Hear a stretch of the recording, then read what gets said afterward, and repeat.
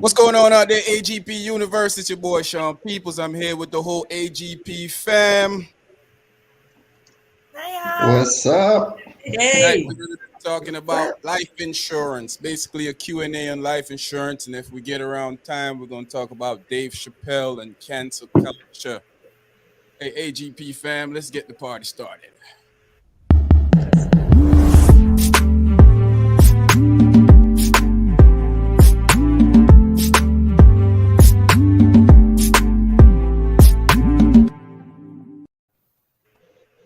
AGP family, AGP world out there, everybody out there, the AGP world, what's going on?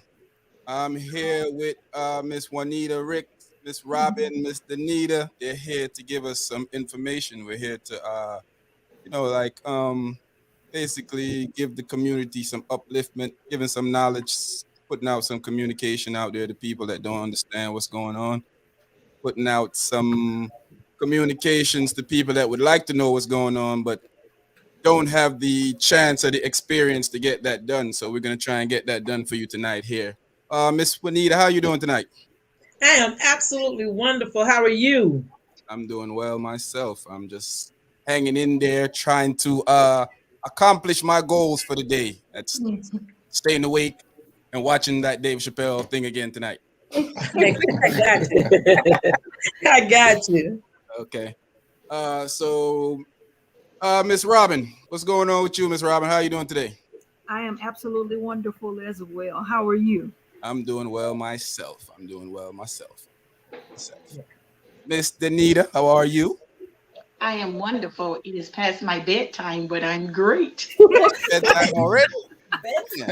No, 8 o'clock. oh, It's 8 o'clock. I gotta get up. I have to get up early. Gotta get up early. Okay, I feel you. Bree, what's going on? Hi, excited to be here. I'm excited. I've been waiting for this day because I have a lot of questions. Yeah, I'm man. excited. I'm excited. We're gonna give the community a good service in today. Yes, we are. Servicing. Yeah, man. Mr. Razor, what's going on with you, weatherman? Hey, I'm doing fine. I know I'm about to give this wonderful, lovely weather report that I know y'all can't wait to hear. And here we We go. can wait. Listen, I know it's been a terrible few days. You know, the weather has been just rainy, looking, droopy outside. It's just terrible. But I will say there is hope. And tomorrow looks better. So tomorrow is a brighter day. So that's my weather report. I don't know what to say. You're a horrible weatherman. Anyway. P, what's going on? What's up? Excited to be here. Excited to be back home, trying to recover from carnival, but definitely interested in what I can learn from these beautiful ladies tonight. That's what I was just about to ask you about your carnival trip. I was like, I don't know if I should save it until Thursday where we could talk ratchetness. Might need a little bit of ratchetness, we're starting off righteous tonight, so we'll talk about carnival Thursday. Throwback Thursday. Lolina, what's going on, girlie? Happy Tuesday. I woke up just for this because I'm in recovery as well. Recovery. It's okay. I understand. It happens like that. So, AGP Universe, you got your questions. If you're on Facebook, come over to YouTube. We don't really rock with Facebook like that. But if you must stay there, you can ask your questions from there also, too. We might open up the phone line for you to call in. It's all depending on how the questions going in the inbox for tonight. So, how do we want to start, Miss Juanita? Do we start with you just explaining, talking about the company first, and then we go into questions? sure, absolutely. Okay. Well, the name of our company is called World Financial Group, commonly referred to as WFG, and we consider ourselves to be the Amazon of financial solutions. So it is an amazing company. It is an awesome platform. I can tell you that since joining this platform, my life has completely turned. I have learned so much that, it's been an opportunity to be able to understand wealth formulas and how to build and protect wealth. So I love what I do. I enjoy it. And my sole goal is really to educate. We don't come from a sales. I'm not an insurance agency. I'm an educator. And so our goal is to educate the community about financial literacy, because we know that we haven't been taught, we haven't learned the principles and concepts. And so for me, it started with just wanting to understand it for myself so that I could teach my children and my grandchildren. And so once I began to learn the information, I'm like, listen, everybody needs this information. They can say, no, I don't, but yes, they do. So the same way you go to the doctor to get a checkup, we all need to do a financial checkup. So I'm excited about being here tonight and being able to share some good information with you. It's a great opportunity. If you're looking to take your life from good to great, listen, reach out to me. WFG is an amazing platform. You got to do the work, but I'm going to tell you, it is an amazing platform. So I'm excited about it. Now, I'm glad to be able to have the opportunity to be here, Sean. Definitely. I'm glad that you're here too, also to do a service and for the community. So, people, if you have any questions about life insurance, anything going on, you can be for sure to put it in the comment section. We'll get to you. First question for me, I'd like to just say I do know that a lot of people don't know that life insurance is affordable. A lot of people think it's astronomical figure for them to be able to afford life insurance, and a lot of people don't understand that tomorrow is not promised. So they have the intention, like me and a lot of my friends at times would be like, man, put it off for a few years, put it off. Man, I'm young, but that doesn't really mean anything nowadays. You could be young, old, you could still you still lose your life. So could you explain to people that it is affordable to get life insurance? Listen, so for me, the affordability, what's the value of your life? What value do you put on your life? We'll go and we'll insure our cell phone. We make sure that our car is insured, those things. But what about you? What's the value on your life? So it is now you can have life insurance and it's not expensive, right? But if you want to properly protect yourself, you have to be able to discipline yourself to be able to afford what's needed for you as well as your family. If you have children, you have to leave a legacy and not a liability for your family. So again, I just asked the question, what's the value on your life? That's true. Mine's a lot. True indeed. Mine, True indeed. mine's a lot, That's what I'm talking about, I Sheree. say mine's is worth a couple millions. Okay? That's it. We are precious diamonds, okay? We all are precious diamonds.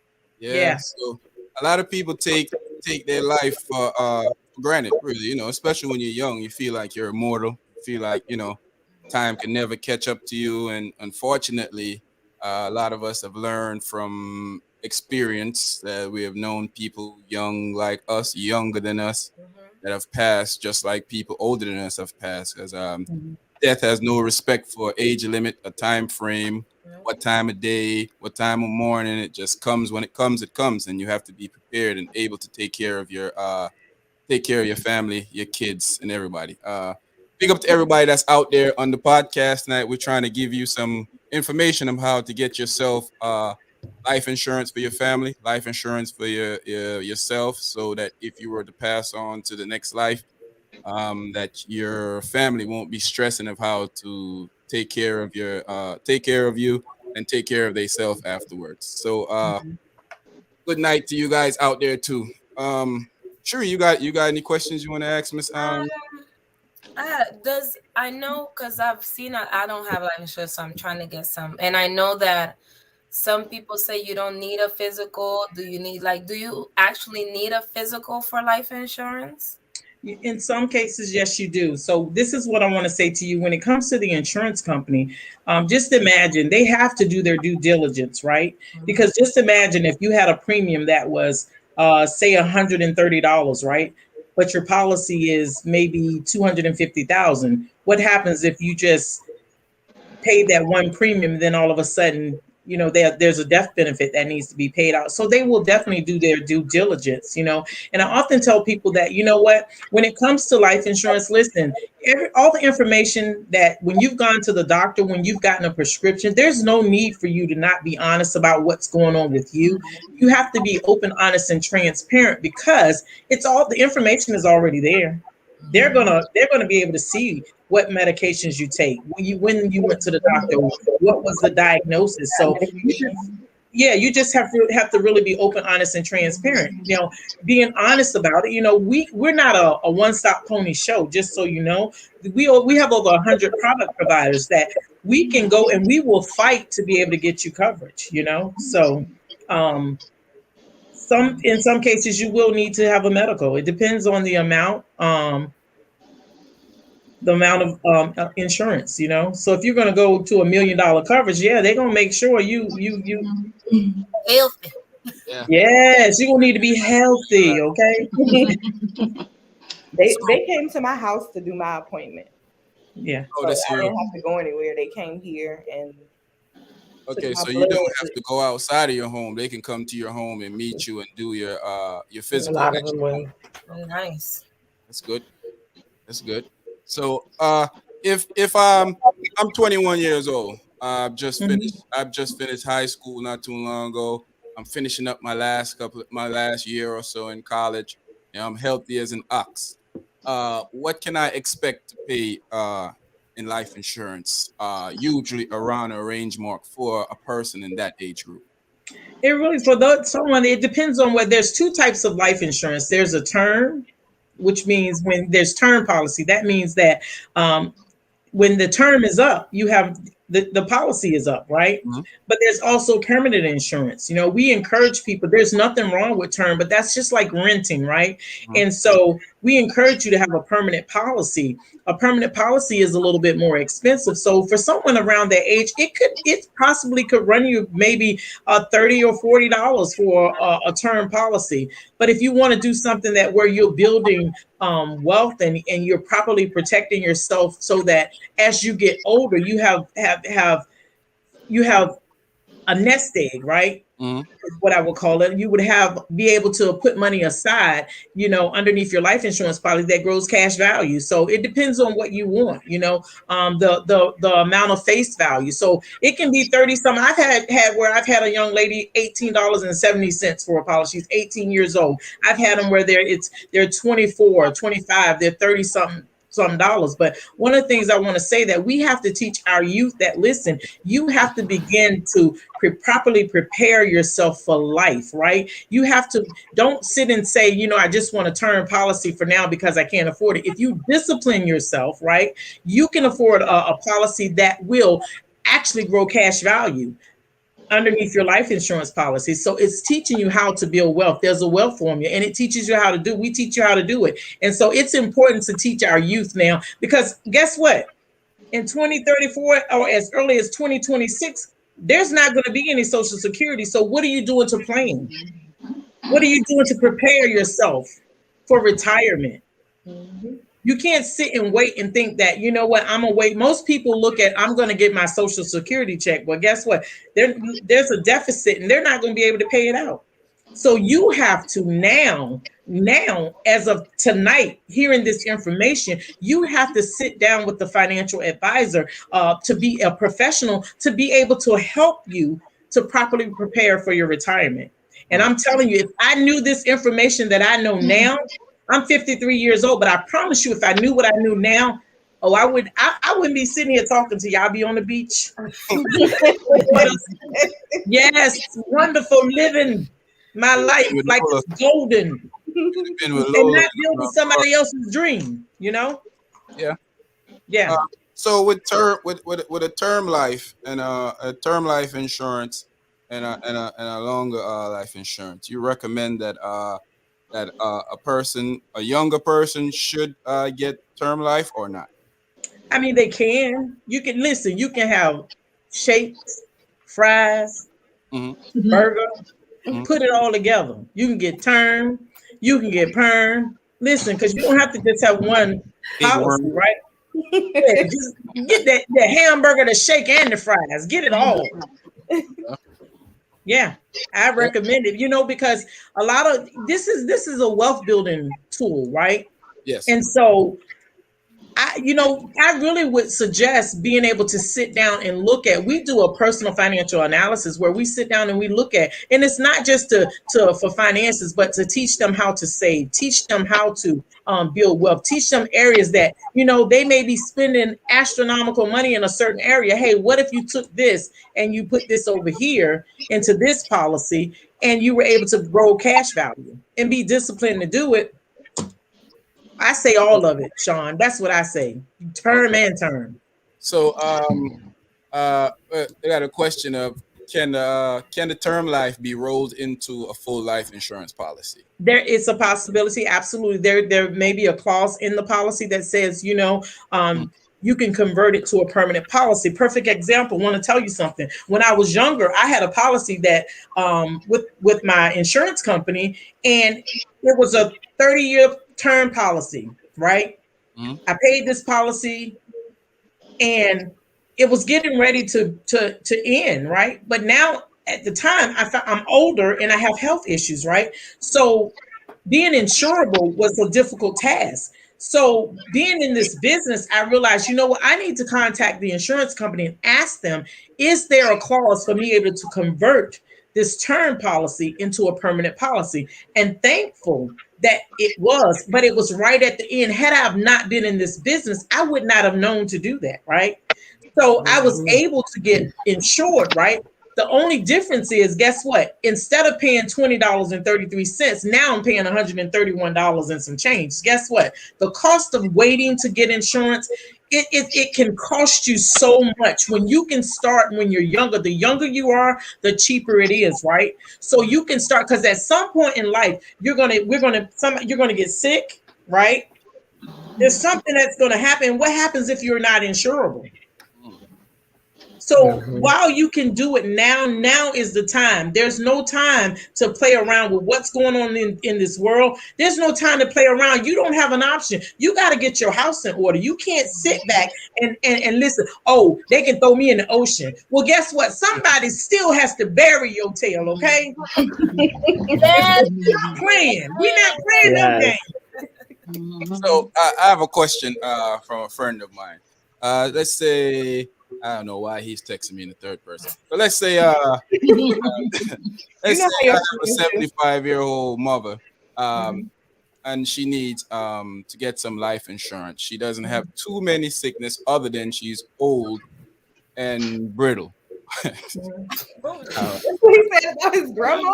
Nobody like that, man. Ain't nobody playing with you in the third person. How difficult it is to get insurance on a person that's in age? They don't have too many sickness, but just the obstacle of old age is the problem with them. How difficult for that person to get life insurance? Let me tell you, it's very possible for them to obtain life insurance. One of the things that like I told you, we're not a one-stop pony show, so we can go to different providers and give them the information for her. It's going to cost more because she's older, right? It's going to cost her more. The rate is going to be high, but it's not impossible for her to obtain life insurance, right? One of the things I wanted to tell is, like, I learned, because I told you again, I had health issues, right? But guess what? Most people think that Gerber life insurance is just for the kids, right? Well, no, it's not just for the kids. It's for those that was 50. My question right there. They're 50 and over. And so with Gerber, it's a guaranteed policy. There's a waiting period. So under 65, you're going to have to wait for 3 years. But one of the key things about that policy is that you're not going to lose money. So while during that time frame, if something were to happen, guess what's going to happen? They're going to refund the premiums plus 10%. So you're not losing money. For me, I had to do a return of premium for a policy, right? But guess what? I'm beyond the 3 years. But if something had happened to me during that time, I would still be able to receive the premiums back plus 10%. So you're not, it's a win-win. So, And when you get your insurance, does it automatically start the day you sign? As long as when you make your payment, right? This is what happens. It has to go to underwriting, right? Where they're going to look at all areas and see if you qualify for that particular product that you're applying for. And so, but when you make the payment as you're applying for it, right? Let's say you got approved later on down the line. It starts from the day that you made that first payment. Gotcha. Yeah. So another question is, how does taxes play a role in life insurance? Well, listen, I'm so glad you asked that question. That is a beautiful question to me. Listen, I want to tell you something. There's a tax code, right? This is for, remember this, term policy, there's no cash value. When the term is up, that's it. But there's there's products where we call indexing, right? And so you can actually overfund that policy, which is called the Index Universal Life Insurance Policy. It's not a short-term thing. This isn't something that's short-term. This is long-term. But the cash value that grows in that policy, the distribution, when you need to take that distribution out, guess what? It's not taxed. And I'm going to tell you what the code is. The code is IRC 7702. And I want you guys to take a look at that. IRC 7702. So guess what? We all have a favorite uncle, Uncle Sam, all of us, right? Never really liked that guy, but and I'm just a little sick of him because I don't see him going out there doing what I do to obtain what I obtain, right? So guess what? The IRS can't tax a life insurance policy. When you take those distributions out, it's tax-free. And we can teach you those concepts. All you need to do is get in touch with us. So whenever they're paying out, it's tax-free, or there's a certain policy that makes it tax-free? It's a certain policy that makes it. That's the Index Universal Life Insurance Policy. That's the IRC 7702? IRC 7702. 7702? Yes. Comment. Any other the AGP fam have a questions you want to ask? No, but I wanted, Sean, if you don't mind. I have one. Go ahead. I'm sorry. No, with the Gerber policies, because I have them for my children. So do those carry over? Because I was under the understanding that once they turned 18, it was a kid's policy, so it wasn't any good. Well, that's something I definitely would need to look at. If you can, you have my email on the flyer. You send it to me. I'll take a look at it and see what it says. Okay. In regards to that policy. Yeah, absolutely. Okay, so you wanted to say something. What were you trying to say? Yeah, I wanted to, if I could get Danita to talk about what occurred when her son was murdered in regards to the experience that she experienced. If you can allow her to speak for just a minute. Yes, Miss Danita, you ready? Yes, I'm ready. Okay. So again, how everybody doing? And in regards to my son being murdered in 2016, I did not have insurance on him. He was actually 33 years old, so that's when we go back to age doesn't matter. Not expecting anything to happen to him, expecting him to live long. But he was murdered, and I didn't have insurance. And so during the time of trying to prepare for his funeral, honestly, we had to do a GoFundMe. Did I enjoy doing that GoFundMe? No. To be honest, it was kind of embarrassing. I really didn't want anybody to know that we was doing a GoFundMe, but we had to do that. And in doing a GoFundMe and trying to raise the money, trying to get up the money to bury, because burial and funerals are expensive. It costs just to even open up the grave before they would even put them in the ground. And you have to have all of that money before they do anything, whether it's going to get the casket, whatever you have to do. And it's not an easy process. Could I do it all by myself? No. But the thing about it, I didn't have insurance on him, and he was my firstborn, the oldest. And so it even held up the process of me grieving and going through the healing process, or even just, it was a lot. It was a lot. And so I'm trying to make sure, because I don't want to get emotional, but it is so important to have insurance, and even on your kids, or even if your kids are adults, talk to them about getting insurance on themselves, because sometimes we that are parents and have adult children, we don't think about it. We don't think about getting insurance on them. We think about getting insurance on ourselves because we say, oh, they grown now, they can get their own insurance.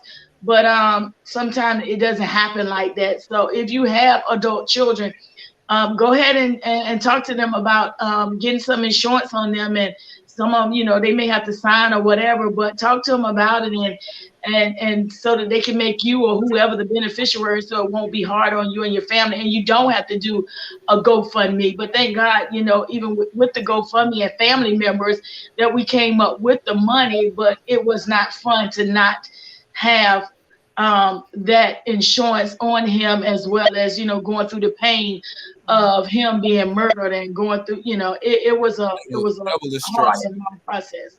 Yeah, Yeah. I understand that. Double the stress, everything like that. Very stressful. Our condolences to you. I'm sorry to hear that horrible thing happened to you.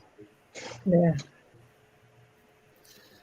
I have a question? Do they have like a family, like you can have all family on one? Like, how does that work? Like, if I'm it's 5 of us, so do all of us, each of us get one, or there's a family one? Like, how does that work? It depends on, we can do there's different products available, and I would have to look at your situation. So when you say 5 of you, does that mean is it you and my husband and my R3? My son is 20 and my daughter's 17. Then my youngest is 14. So the adults, we will look at doing a policy for them, but the children, it's possible to have them as a rider underneath your policy. So it's something that we will research and we will look to be able to help you. So one of the things we do is that we look at your situation. We don't give you what we want to give you. We're going to tailor it to your needs. And so we will guide you on what needs to be done for you and your family. So yeah. So I'm going to be talking to you real soon. Yeah, you are. Yeah, yeah. Is there any stage where you can't be insured? For those out there who needs to know. Yeah, there is a possibility.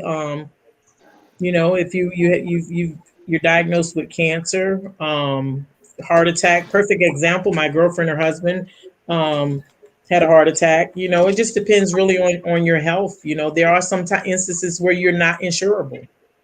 There are instances where you are not insurable. So is there any policy or anything someone can maybe get that maybe it's not quite as fulfilling as the life insurance itself, but might be something that could actually help the family if anything was to go bad? Is there anything like that? So you could look at, one of the things I thought about when I've talked to my husband in regards to the fact that, I would love to be able to go ahead and pay for a plot, going to the cemetery, getting that done, going to the funeral home. The only difference is with you going and paying the funeral home is the fact that what happens if you don't die in that state and you're in another state? You think the funeral home will give you your money back? What if they don't have, what if there's no metropolitan and there's not a metropolitan in Florida? Do you think they're going to give you your money back? Not at all. So, it's something that you have to really have a conversation about. How can we do this? Okay, this person is not insurable. What can we do to ensure that we're in a position to be able to bury them when that time comes? And that's a conversation that families should always have, whether it be you guys putting aside, whatever the case may be, so coming together.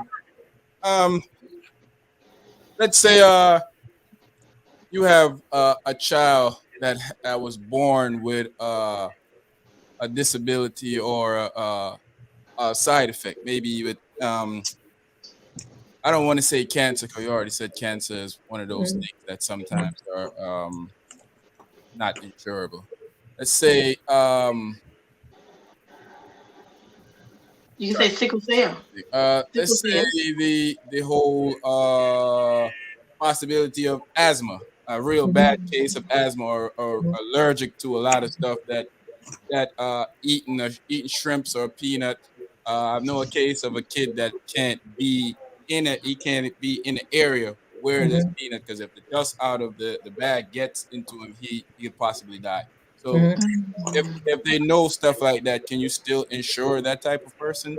There is a possibility. Just a perfect example. And one of the things I want to say to you guys, I'm not an underwriter, so I don't, don't mistake the fact that I'm an underwriter and I can say yes, this is possible. But I can tell you examples from the experiences that I've dealt with. I've dealt with a young child having asthma, and is it managed? It was managed, so we were able to get them coverage, right? I've dealt with a young child that has allergies to peanuts, so he has an EpiPen, right? And so he has to use that because he can't even be in the presence of it, right? But I was able to get him insured. A lot of times what the underwriter will do, they will send requested information from the physician, right? And then based on what comes back from that attending physician statement will determine whether they'll approve you or whether they'll offer you a different option. Okay. That happened Monday. Yeah, absolutely. My granddaughter, that's a perfect thing. My granddaughter, she was having some issues, and they denied her. And I said, hey, listen, no. I told my daughter, you need to go get all her medical records. I need every one of them. If I have to pay for them, I'm going to pay for them. But they need to be sent to underwriting so that they can see and look at it, and the statement from the doctor. She does not have any issues with her lungs. And so we were able to get that taken care of and get her covered. Okay, so we got a question also now. Can an estate be a beneficiary of life insurance, and if there's any extra benefits for doing that? I would say looking at a trust as the beneficiary, right? That's something that you would look, and that's also included in estate planning, which most of us don't think about.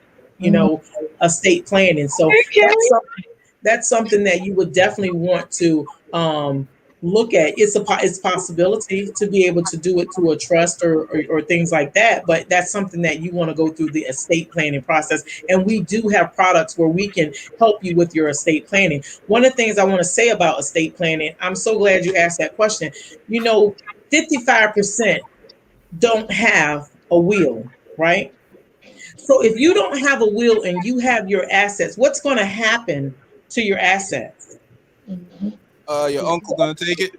The state is going to dictate to what happens, and it's caught up in probate. There's so many things. So I encourage you, no matter what, you guys need to take the time to do a living will. You need to do a living directive, a financial, whoever can take care of your finances. That estate planning is so important for you to do, because if you don't do that, you don't have the opportunity to grieve the way you need to. Let's stop being reactive and be proactive. Let's put these things in place before it happens. Don't love your family enough. Give them a love letter, right? That I love you enough not to allow you to have to deal with things that I could have taken care of while I was living. That's true. Yeah. Let me ask a question. Like, my mother is hard-headed, but she does not live here. She lives in another country. She lives in Panama. So do you guys have a case like if the person want to insure their mom and they don't live in the United States, or how does that work? Let me get back to you on that question. Okay. Let me get back, because I don't have I've never dealt with that before, so I don't want to tell you something that's wrong. Yeah. So definitely let me research that, and I will definitely get back to you on. And so she lives in Panama, right? Yep. And she is a citizen also too, right? Yes, she is. Okay. I'd also like to add on there. There's a question in regards. One says estate, the other says trust, and those are different things. When you leave stuff to the estate, it complicates things.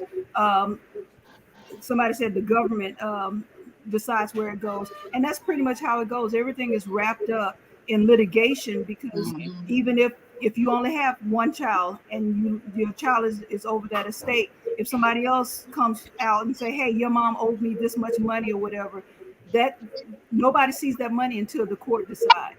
So that's the difference in the estate. Now with the trust, I want to encourage you to always make sure that your trust is updated and a copy of that trust is attached to the beneficiary, and the person that's listed as a beneficiary has a copy of that, because forms have a way of getting lost, and there have been instances in the vocation that I work in where you've had people that have found the forms and they've altered them in some sort of way.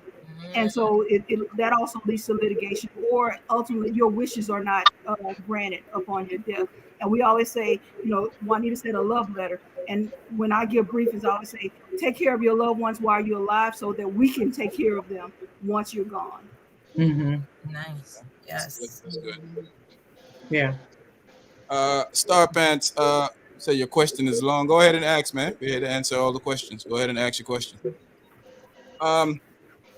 So the trust and the estate, because me and Razor are planning on getting getting the estate done in the year, well, in the beginning of the year next year.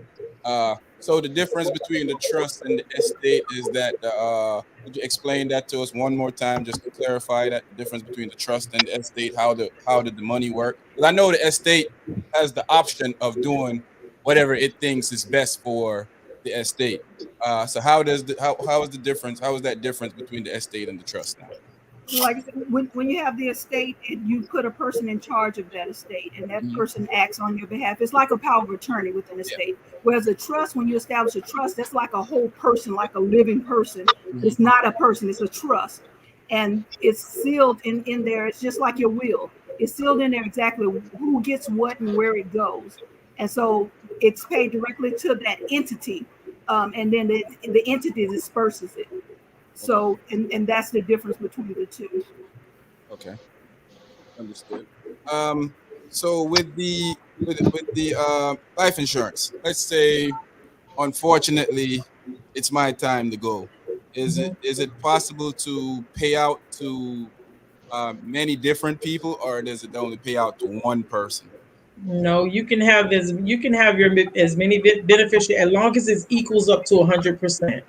So you can have primary beneficiaries, you can have contingent beneficiaries. So if something were to happen to your primaries, then you have contingents. So yeah, as long as it equals 100%, it's divided amongst them and it equals up to 100%. So when we were talking the other day, we were talking about, and I shouldn't have threw that out, but I always write notes and keep them around. And unfortunately, I ran out of space on my paper and I threw that one out.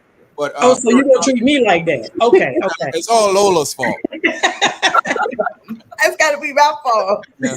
But we were talking about a policy that they have with life insurance, that if something array was to happen to you in your life, that you could take money out of that policy to help you throughout your time while something is going on. Could you explain that to the people also? Absolutely. So let's talk about the fact that how back in the day we had the flip phone, right? Now we've evolved to the smartphone. Well, life insurance has evolved. It's no longer just a death benefit, right?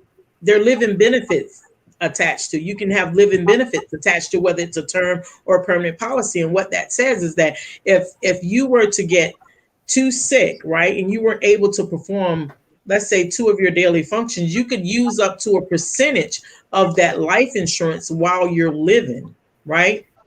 So it's not just a death benefit anymore.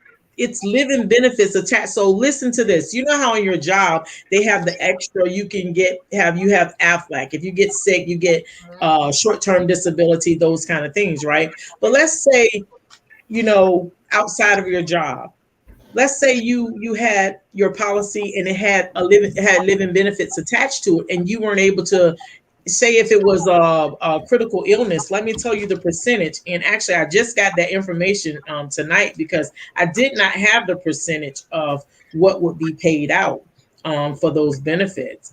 Give me 1 second and let me pull this up.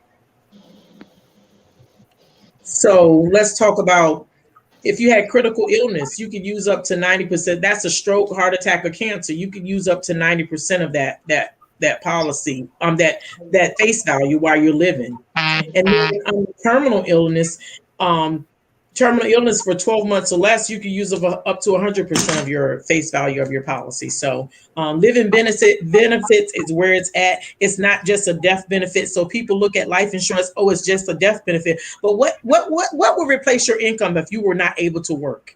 If you were not able to you weren't able to bring in any income, what could replace it? Life insurance. Yeah. So does a living benefit or a death benefit, do they differ in price, or it's just one price when it comes to that? The living benefits is a rider on your insurance policy. So it's a rider on your policy. So it's not no long-term care. I want to talk to you real quick about long-term care. So let's say, right?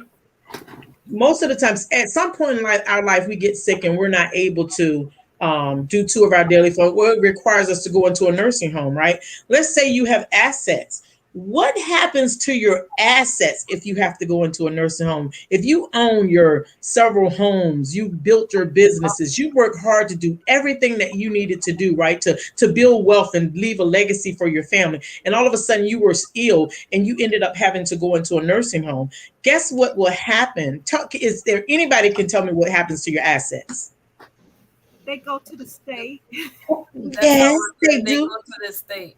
That uncle that you was asking us about that everybody gets to dance on your grave and dance with your money. Absolutely. That is absolutely right. But what about if you were able to have a rider of your policy with the rider for long-term care? Guess what happens? That long-term care would take care of it. Most people don't know about long-term care because we weren't taught about long-term care, right? But if you have the ability and you're able to, and even people that don't have the assets as of now, but you know that you're going to build, I'm building, right?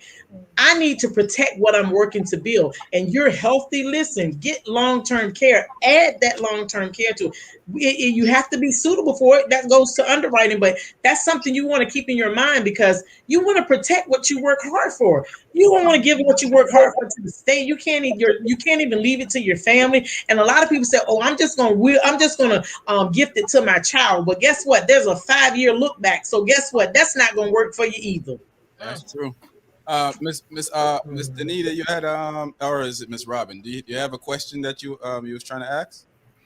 No, I was just going to ask Juanita to define the term rider. She said it a couple of times. Everybody might not know what that means because I see another one asking if it goes with the policy or do they all come right? It's included. It's a rider that's included in your life insurance policy.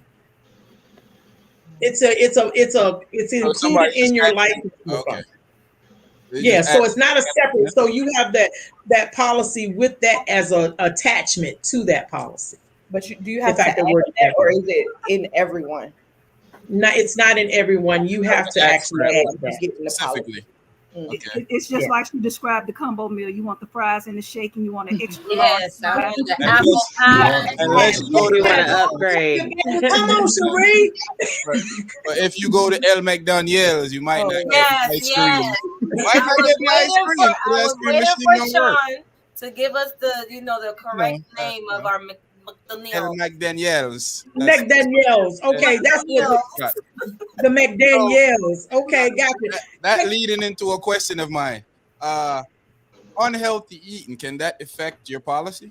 Absolutely. Obesity, all of those things affect your policy. Listen, you have to take care of your temple. You can't be around here running amok and want somebody to take care of you when you ain't done what you're supposed to do. So listen, get yourself together. Stop doing stuff. Lola, your ass got real big. Lola, your ass got real big, right? I'm trying, Miss Listen, I know how to do stuff. Listen, so in other words, you saying I should take a break from El McDaniels? Yes. Take a break from it. We got to learn how we have to eat healthy. One of the things that our company is fitness is so important, to be able to maintain your temple and take care of it, right? Yeah. Because it can be a hindrance to you being able to do the things, not just being able to be protected, but listen, being able to do the things that you enjoy in life. It can be a hindrance. You know what I'm saying? So always remember that you need to take care of you. Yeah. Your temple, inside and out, right? Don't just be looking all dressed up on the outside, but your toe up on the inside. Okay, when you get yourself I together. know that's right. For me, please. Have to take a I brief, know that's right. you have to take a brief commercial break to stop all the hating on El McDaniels. You going to get some right after this, aren't you, Sean? Right now. I was about to tell y'all, hold on. Well, we know it's going to be a process, but work on it, okay? Just work on it. Yeah. Yes, it's hard. Actually. It's hard. Yeah. Hey, go ahead. Go ahead. Hey, Robin, can you tell the story about Robin just buried her grandmother on the 9th. Could you tell them about the story about your grandmother? Yeah, it goes to show how important financial literacy is. We just buried my grandmother, as Juanita stated, on the 9th. She was 91 years old. We buried my grandfather 3 years prior to that, and he was 86 when we buried him. And our whole life, my grandfather always said, "Oh, if something happened to me, don't worry about your grandma. She's going to be well taken care of." Now, I must say that they were both illiterate in regards to my grandmother didn't read nor write. And so they had an insurance salesman to come along and sell them a policy over 20 years ago. And they had been paying almost $200 a month for the last 20 years. And when they passed away, the value of those policies were $5,000.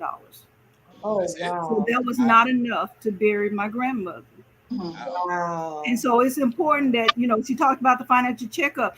20 years ago, $5,000 might would have buried them. Mm-hmm. But they didn't share that. And the other part is to share with your family that, you talked about your mother, Cherie, as far as not wanting to do things or talk about things. It's important you share the information with your family so that if I hadn't known, I'm trusting my grandfather saying, "Oh, your grandmother's going to be well taken care of if I pass away." And by the time we found out what had happened when he passed away, she was over 80, so we couldn't change the insurance policy again. So we just have to continue to make sure she picks up that policy so that she'll have some sort of coverage. So it's important that you do a checkup as well as make sure that you all have that communication. After this time, burying my grandmother, making all the arrangements and stuff, I've been talking to my parents. I'm like, y'all need to write your obituaries. You need to tell me where all the policies are. I need a copy of who the beneficiaries are. And they're like, Black people don't do that stuff. And I'm like, oh, this Black family need to. Because it's stressful. We were fortunate enough to where, we could make up the difference. But everybody is not able to do that. Mm-hmm. And so it's important that you have those difficult conversations or those uncomfortable conversations so you don't fall to predatory people like whoever sold my grandfather that policy over 20 years. They knew what they were doing. Yeah. Mm-hmm. They did. But had I known what they were doing, we would have ceased and desist that right away. Mm-hmm. Trusted what he was saying, that she's going to be taken care of. Yeah. Yeah, that's a sad story, man, and unfortunately, it happens a lot. It does. Yep. We have somebody was saying that it happens to my family as well. Shaking my head. Now the company has gone out of business. Wow. So how are you protected? That's a good question. How are you protected if you're paying life insurance into a company and then the company goes out of business? How are you protected when it comes to that? There is a fund. I need to get the name of it, and I need to come back to you with that. But there's a fund that will protect that. So I don't see that being an issue. Okay. At all. Can you have more than one policy? Absolutely. It is great to have more than one policy. Absolutely. Ask Lola how many policies that her mom sends her to make sure she has all the information that's necessary and needed. That's right. A whole lot. The thing is, like Miss Robin says, that you have to pay, but why would I want to have to pay it if I can get the insurance to pay for it for me? It doesn't, I mean, I'm saving my money for a rainy day, but not that. That's not a rainy day. That's a typhoon, a hurricane, an earthquake. Yes. One. Mm-hmm. So while I'm grieving, I don't want to lose all my money while I'm grieving. Yeah. Right. So the average cost of a funeral. Could we get a roundabout of the average cost of a funeral that people out there can know. We were very modest with my grandmother's funeral. It was a nice funeral, but we didn't go all extravagant. There was no horse and carriage and all that. So at the end of the day, it was almost $9,000 for everything. Yep, that's what I said. 10,000. Just like Denise said, you got to pay for them to open up the grave. You got to pay for them to close it before they consider it. Then your headstone costs money, and then you go to the funeral. They want a percentage up front before, and you got some funeral homes that work with lenders, but you don't want your family to go into debt to bury you.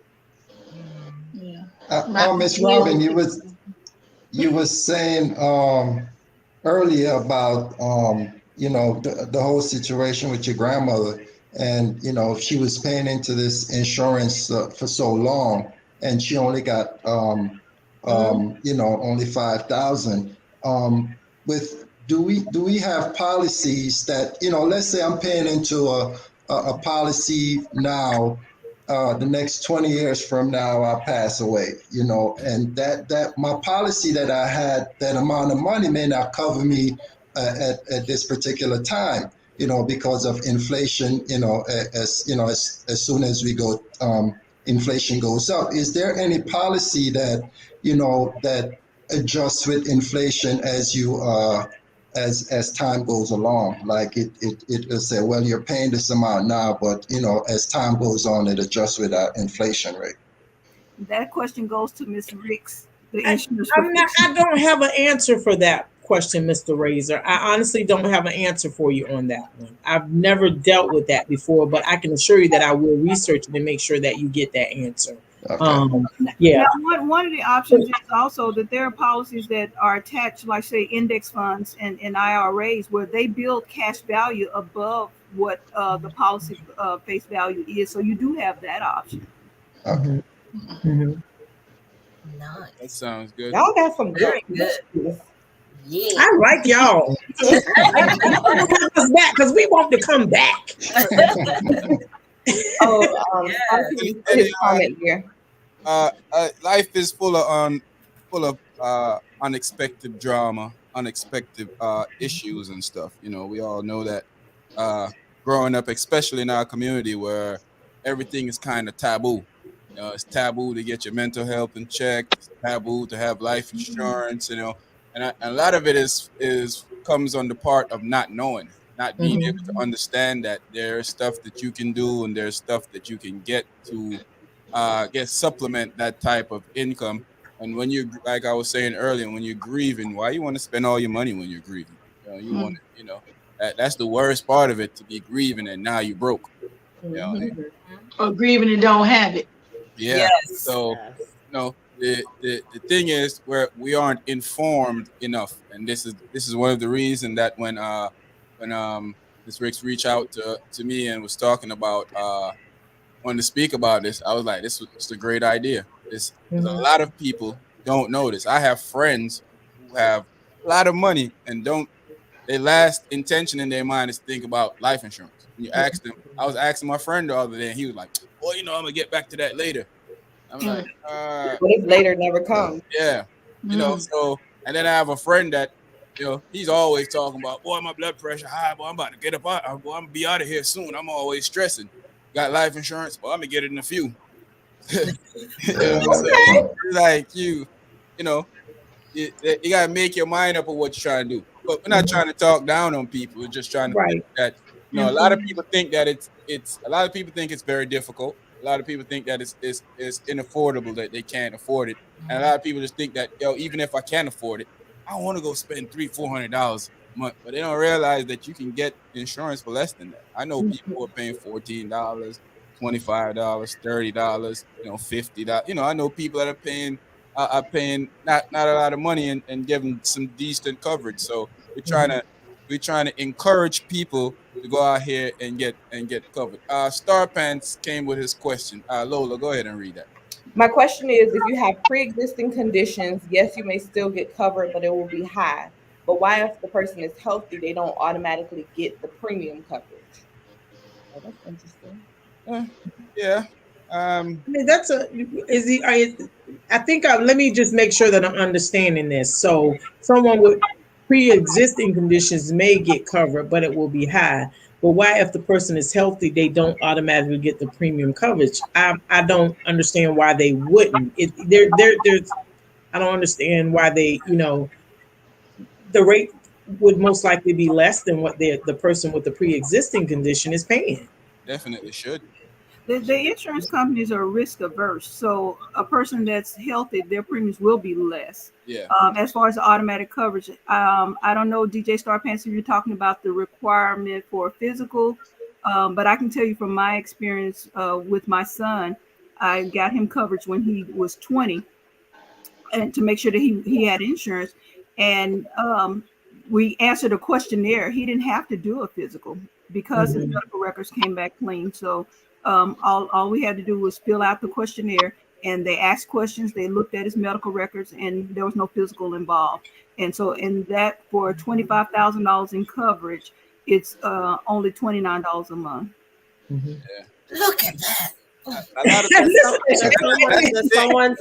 Does someone's family history weigh in on that?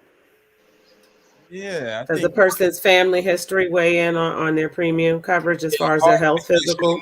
They do. So if like you have a family history of high risk in breast cancer for women, would my policy be higher than someone who does not have a high risk breast cancer? Yeah, it could be. Absolutely. Also want to say too that if I want to say something to you too, your driving record, right? Yes. For those of you that got lead feet. And where you live at can make a difference too. Is that correct in some policies? Yeah, absolutely. Your if criminal you're history, in a high crime rate area. Yeah, they're going to look at all of that. They're going to take all those into effect. A lot of people don't think the things that you do that you know that you shouldn't do, you're not going to uphold the law, right? Guess what? It can have an effect on you obtaining life insurance. So you got to remember that. And listen, you got to tell your kids that those that's running around doing whatever they want to do and acting, listen, it can affect them being covered. Yeah, definitely. Your kid out there kicking in doors and breaking in houses, you got a high chance he ain't gonna make it at 21. So you might want to. Like my friend, she lives in a just because she had, she didn't have a criminal history, but just because she lived in a high crime rate where there were murders, her policy was higher there than when, like, she moved, and when she moved, they increased her policy due to that. Yeah, all of it play a part in it. Age, social, economics, and geographics, they play a part in it. So. Definitely, yeah. So before we close out of here, is there any more questions from the comment section? Anybody else have any questions on the panel before we close out and maybe have a discussion about Dave Chappelle and cancel culture? Ladies, I would ask y'all to stick around because I would like some of your insights on what's going on in the world with us for the next few minutes. We're not gonna keep y'all long. I know Miss Danita said it's a bad time. Look, I'm good. Look. Hey, Sean. Usually we'd have some wine and stuff ready for you, but because it's past your bedtime, we're gonna relax. I'm good. No wine. No wine. And listen, Sean, also I want to say, I want to tell you guys that this company that we have, this company that I've started business with, if you are looking for an opportunity, I want to tell you, and if you're very serious about, you want to understand the financial industry and be able to get this information out and to be able to help and serve families, I encourage you to get in contact with me. Entrepreneurship. One of the things I want to say is if you don't build your business, somebody build your dreams, somebody's going to hire you to build theirs, right?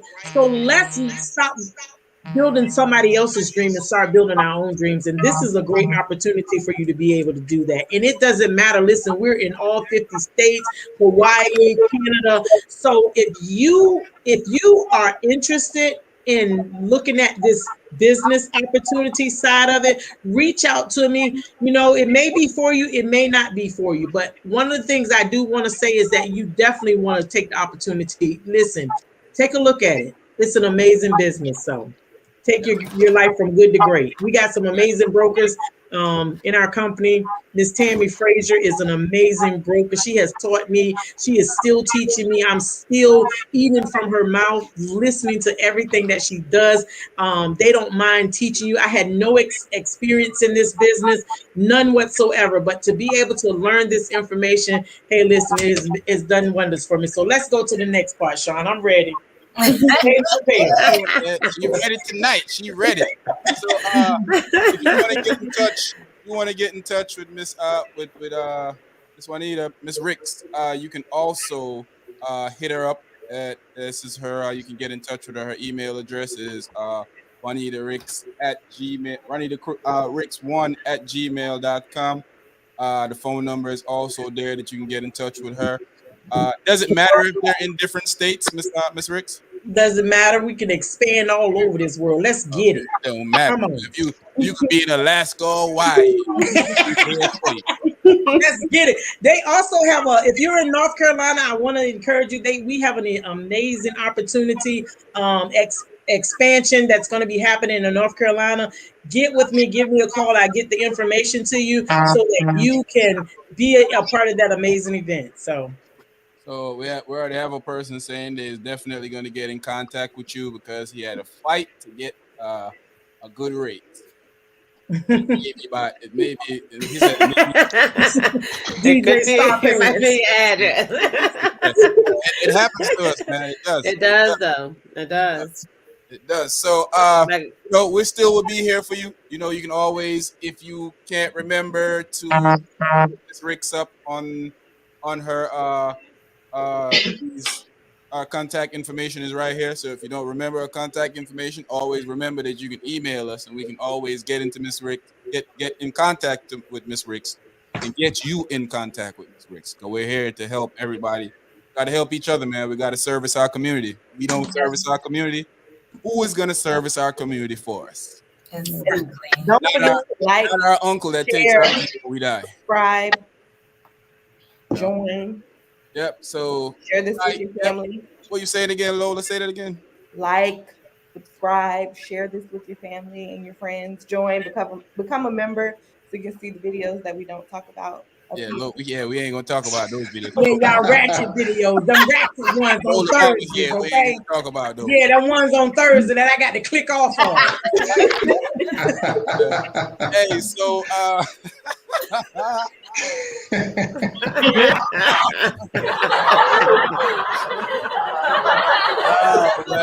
she gotta click on. I gotta click on. That's how she gets me. It's the Dave Chappelle.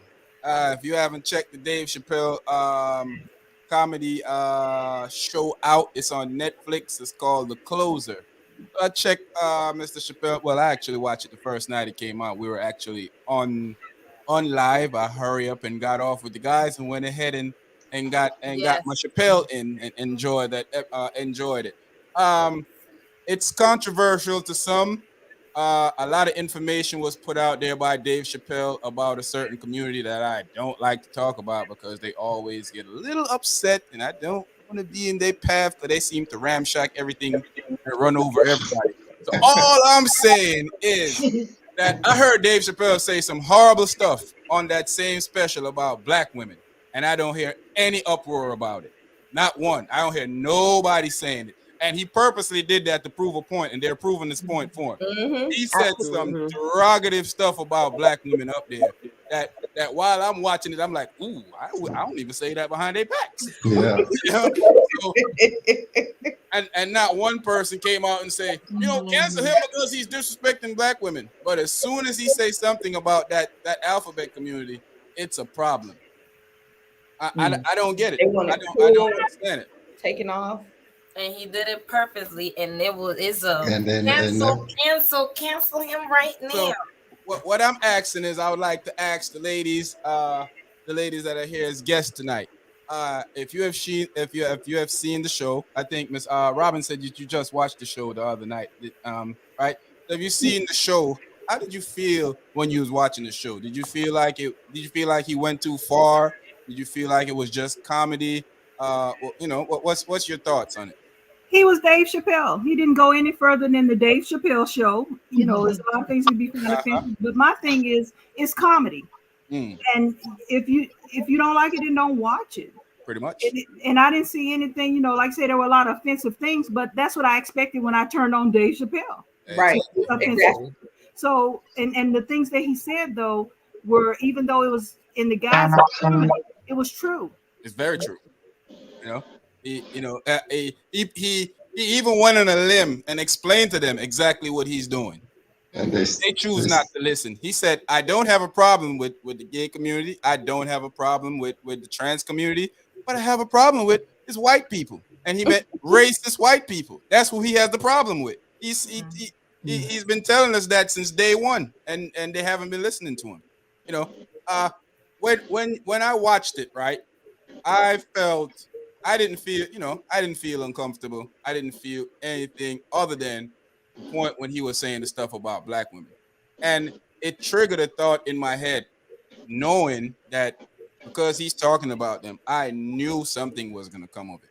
But I actually thought for a second that maybe somebody would have came out and say, but he's disrespecting black women.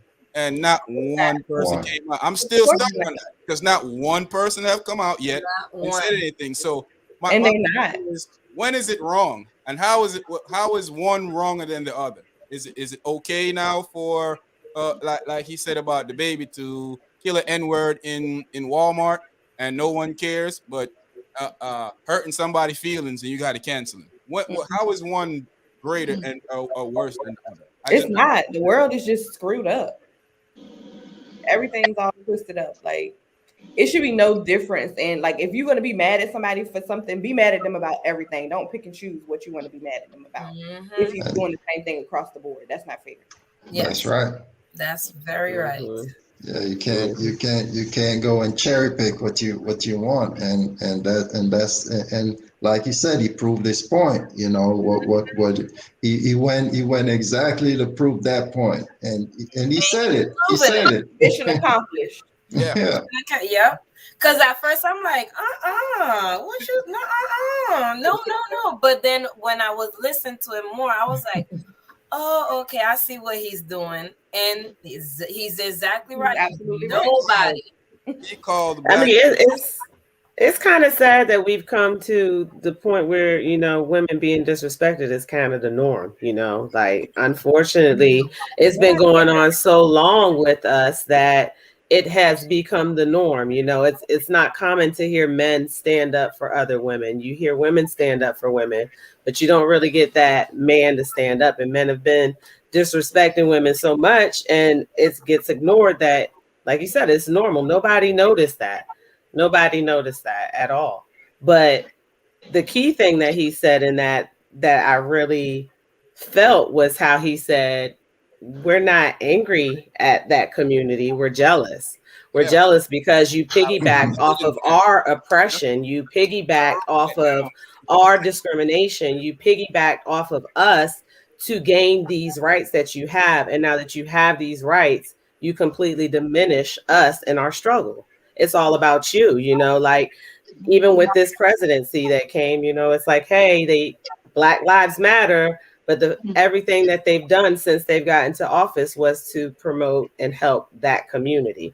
We don't get that. People can discriminate against us, and they're not having that same kind of back that you get. You know, like why is it just catered to them? You know, that's the problem that people have. If you don't agree with it, you're wrong.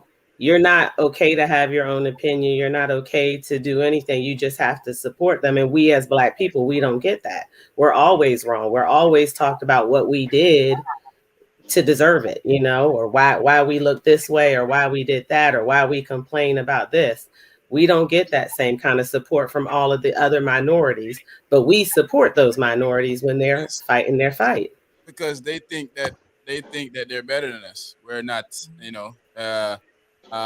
They've been saying this for years. You can tell the poorest form of white person that he's better than the richest form of Black person, and he'll believe that. He'll still think he's better than you, no matter what situation, how bad his situation is. They still think they're better than you, no matter how bad great your situation is compared to them. And that's this is a saga that continues in America. That it's sad that we can actually sit here and pinpoint stuff that he has said. Dave Chappelle used every insensitive word in that program about black women, and nobody, I keep going back to it because it's a fact, and nobody acknowledged that. So, and T was saying about women, yes, that's true about women, but it's especially true about black women. Every once in a while they'll come to a white woman defense, but they never come to the black woman defense. Mm-hmm. And, I mean, and I hate to say that, but that's mainly because we as black women need the support of our black kings. We don't get that. You know what I mean? When there's I hate to say it, but when the other color is out there and a white woman's being disrespected, you'll see a strange man step in of that same color and support her more than you will see that with our own. You know what I mean? Like, it's the sad truth. We don't get that same support.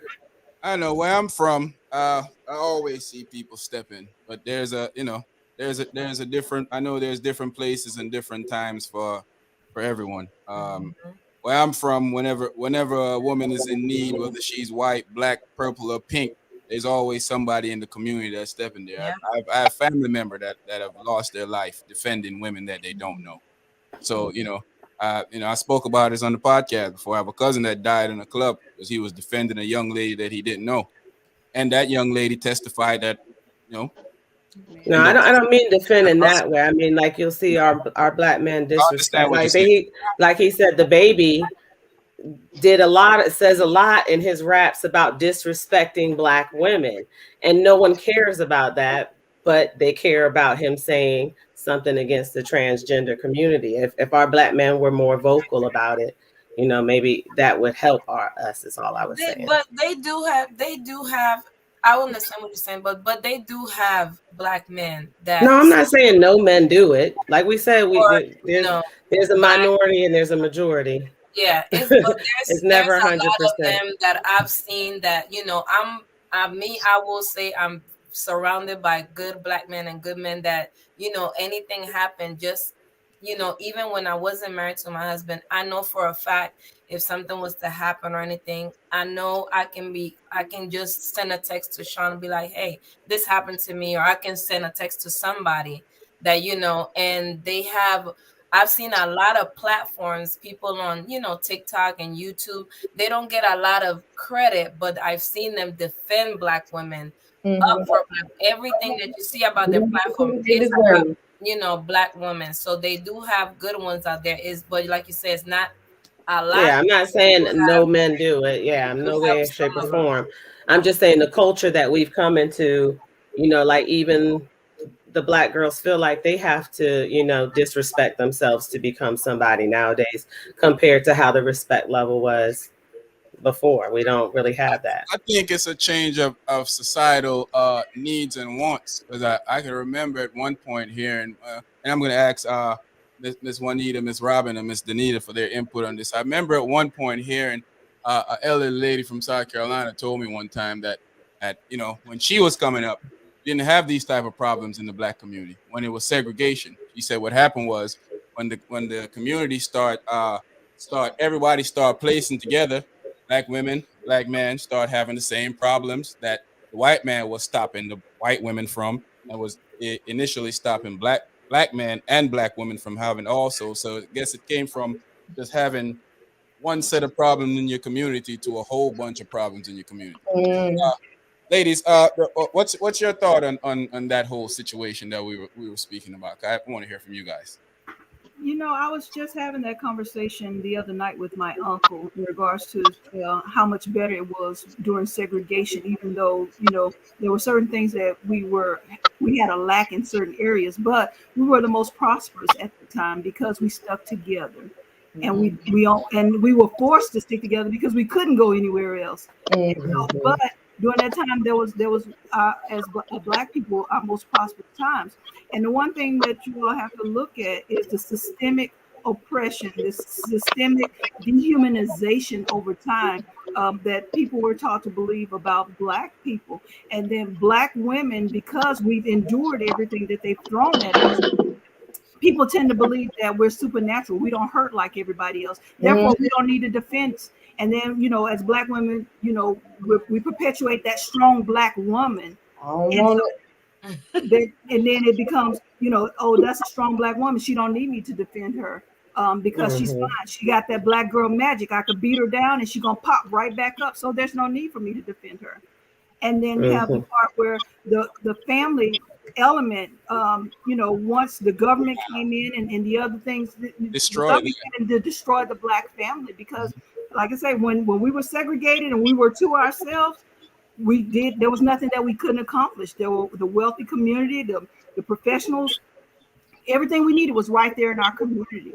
And so once there was, you know, I don't want to be a conspiracy theorist, but once the government came in to destroy the Black family, then at that point they removed, the first thing they did was took the man out of the home, and then they gave all kind of credits for women to the women, for the Black women, in, as a to keep them out, to keep the men out of the homes. We'll give you this if he ain't there. Exactly. Exactly. And so once they did that, then you have the absent fathers, and then you have those that were trained, you know, the women now having to raise men, and they coddle them and make them babies. So then they think that, you know, a woman is supposed to, you know, be their mother. Robin, have you been listening to me talk? Because I've never met you before. You sound just like me. I swear. And so, you know, they didn't have that male role model or whatever, so they didn't respect them. And then a lot of times the mother, because she's trying to support a household, if the man wasn't there, she's trying to support a household. She's working, so she's not present. That leaves the kids to be raised by themselves, and these days by social media and TV. And that's what you get. You get that insensitivity, not only to Black women, but Black people as a whole.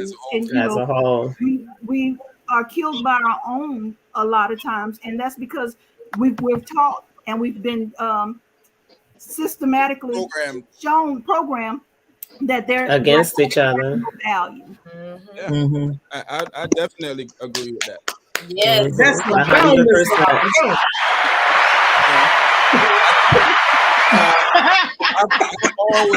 I've always told people this. You know, we had this conversation a lot of times when the blame game is there to be played. And I always try to remind people that, you know, they give you home, they give you housing, but tell you that you can't bring the father of the child in the housing. And if you bring the father of the child in the housing, they put everybody out. So, you know, what is Tisha and Keisha and Lakeisha and Stacy supposed to do in times when she needs the father for her child? And then if she make 50 cent different in pay, they tell her she doesn't qualify to stay in the place anyway. So they put you out. So you can't grow unless you're just gonna jump out of the hat there. And I think a lot of times we criticize these people and not realizing that they go through a lot, you know. But so back to you ladies. You know, I like to listen to you know, the ladies that know what they're talking about. You know, I like how we talk to you every week. No, that's not. Okay, experience. He was trying to say it in yes. Experience. The experience, the wisdom. Experience, yeah. I'm trying to, I like to hear what experienced ladies have to say, because fortunately for you guys, you have the ability to see what was happening then and what's happening now, and it has to be a drastic change from what you saw in your household coming up to now, to just generation of now, that, you know, most Black families used to have Sunday dinner every day. Now, you know, I don't even eat around the table. Right. I stand up at the counter and it's crazy. You know, that family dynamic in this age and years is not here anymore. What do you ladies feel about that? I think that's so true. You know, like you said, you eat at the table. We don't come together anymore. You know, we used to be every Sunday. That was the time for family to come together and enjoy each other and spend time together. You know, and now it's, even if you sit down, guess what? This is what's happening when you're sitting down. Yep. Yeah, definitely.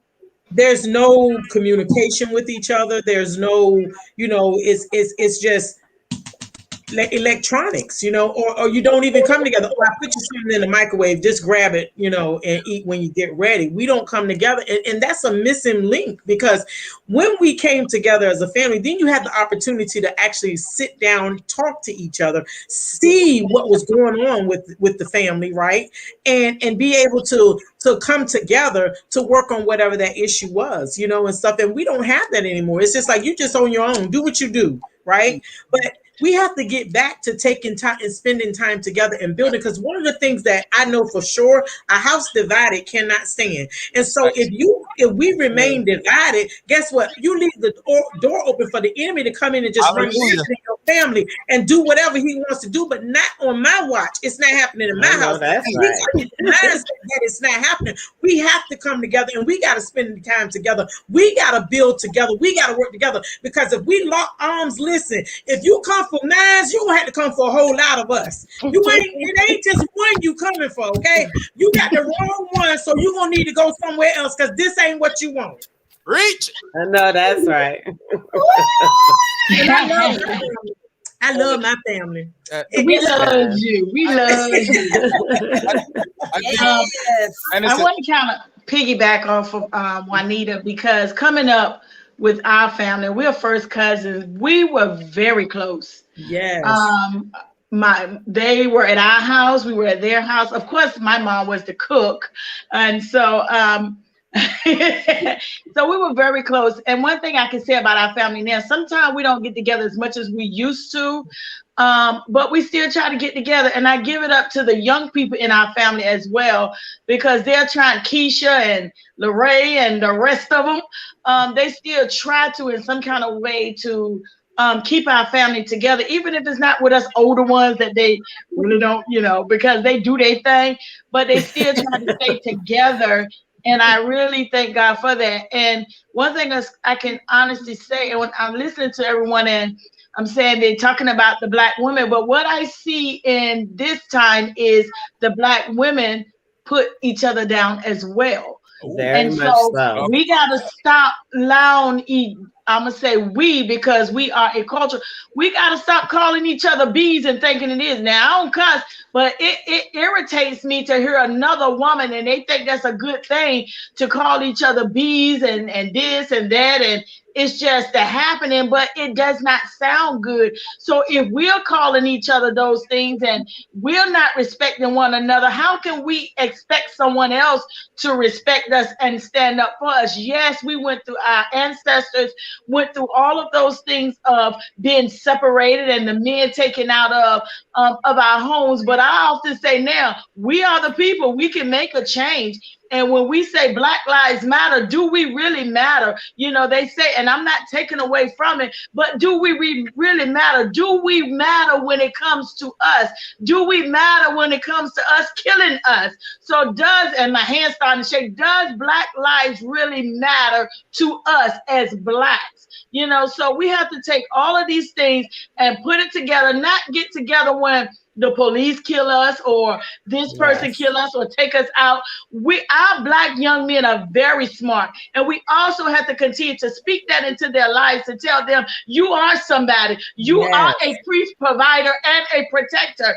And so I instill that in my sons even now, and my grandsons and my daughters. So we have to continue to speak positivity into them in spite of the negativity that's going on around them. Let them know, hey, stop making excuses talking about, okay, let's say the white man did this and the white man did that. You have an opportunity to do better. So since you know better, let's do better. If you can let me go ahead and go there. If you can take and cut up some crack, if you can take and know how to put some crack on a scale, then you know how to go out there and get a real business. Because when you're doing that, you're being a businessman, but you're not being a businessman in the right way. So take that business mind and let's build. Let's come together as a community. Yes, they divided us, but guess what? As she said, divided we stand, but together we divided we fall, but together we stand. So let's continue to come together. If you can be that one to make a difference in your family, to cut off that generational curse, hey, let's do it. I Yeah. love my Let's do family. it. Let's Come on, let's do get it. it. Yes. Yes. Come on. Yes. That's it. Yes. Come on, Tuesday church. Everybody. That's right. Look, and y'all We are ask all definitely the righteous questions today. ahead of We are them. definitely righteous today. My friend texted me and told me he came here he didn't thought he was coming to church. He said he thought he was coming to Heathenville, but you know. Oh, it's gonna Just come say up out of Heathenville tonight, baby. We got something for you. Just come on in and receive it. Raise your hands and receive it. Raise your hand and receive it. Okay? Come on in the room. And the preacher is drawing the Receive preacher it. out of me because one of the things that I also want to bring us back to, we're talking about external stimuli. The one thing I've learned from my years of wisdom, Sean, is that experience. As Tahira said, you know, sometimes the women have problems with each other. It's not necessarily they have a problem with each other. It starts right here. And we have to, you got to love yourself. Yes. And not just you have to love yourself. People say love yourself all the time, but if you've never seen it and you've never experienced it, then you don't know how. You have no idea what it means. Exactly. That comes with the self-care. And it has to start with self. No. At the top of the podcast, Sean mentioned about mental health as being taboo. That's the other part. We got to figure out what's going on here to make us dislike us so much in order to learn to love ourselves. And once we get onto that journey of loving ourselves, we can't help but to love one another.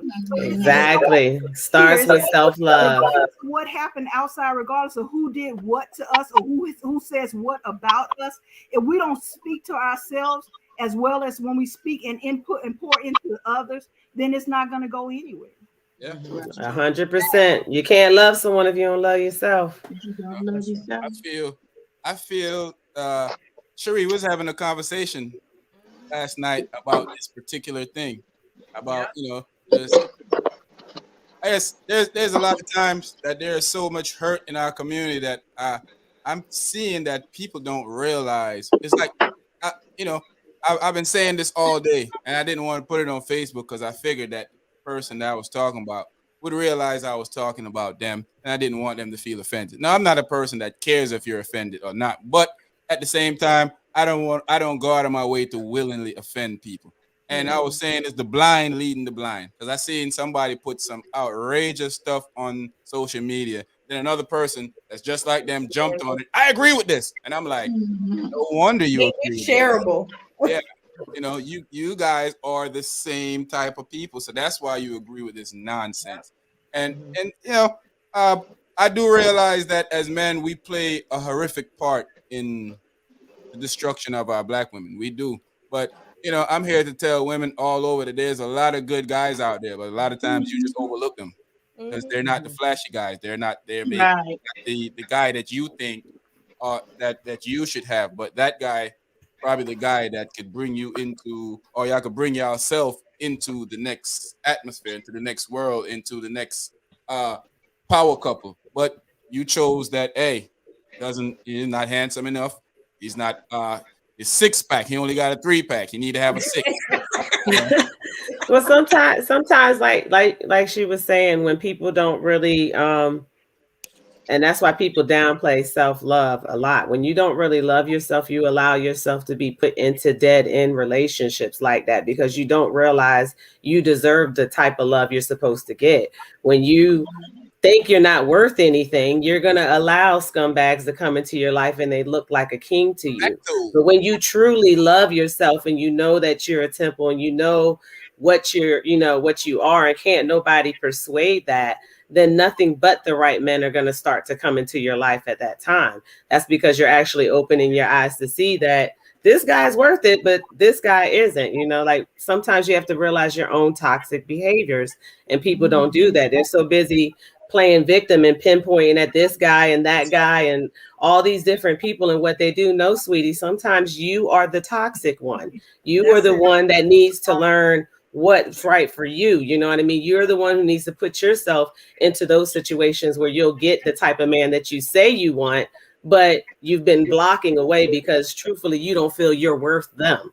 You know what I mean? And that's a hard pill people don't want to swallow, is that we don't accountability. Like I could big up my friend and always tell her how good and beautiful she is, but how many times do people really look in the mirror when no one's around and really see that beauty? It's not that often. A lot of times people look in the mirror and it's a completely trashed image.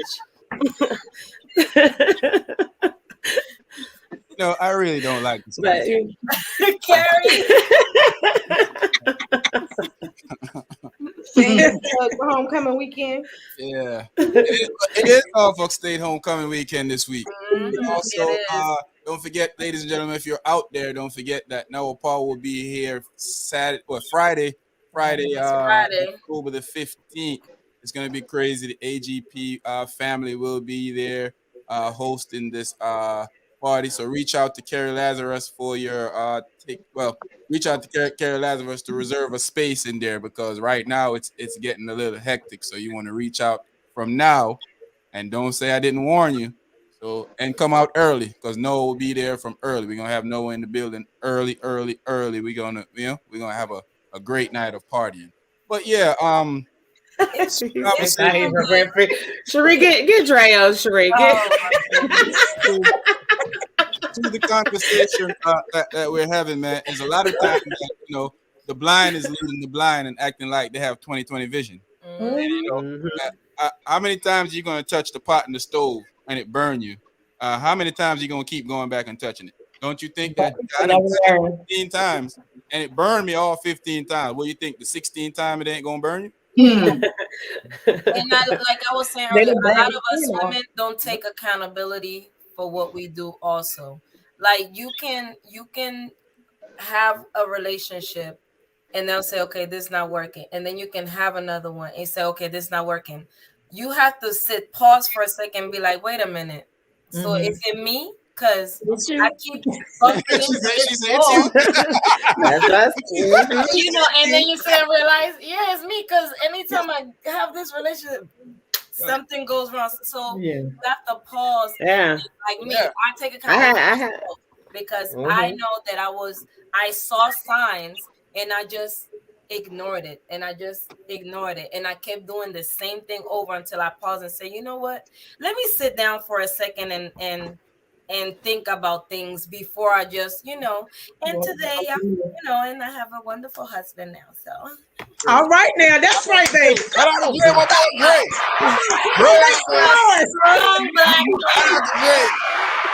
Shout out to Dre. Yeah. Strong black man. At some point, we gotta start taking accountability for what we do. I've learned that ever since I was a young age. I've always, I was a bad kid. But a lot of people didn't know.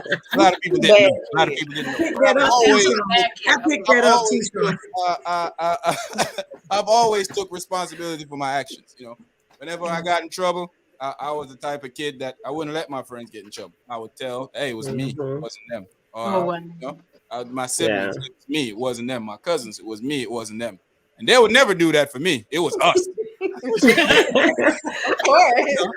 But I've always been that type of person, and I do realize that people are not perfect. And sometimes you try to do stuff, you try to do better, and sometimes you come up short.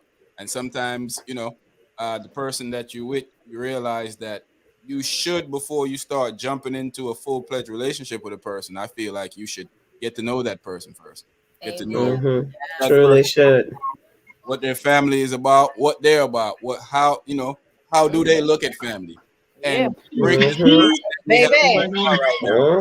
know what our family about. Listen, let me tell you something. My mother used to always say, "Be careful who you had kids by." Oh, be careful who you had how many kids by. times I be saying that? I never understood what she was saying You though. stuck with them for life. But I get it, because guess what? When them things join together, and boy, you get to see the stuff that's down in your kids, you be like, what in the world is wrong with this?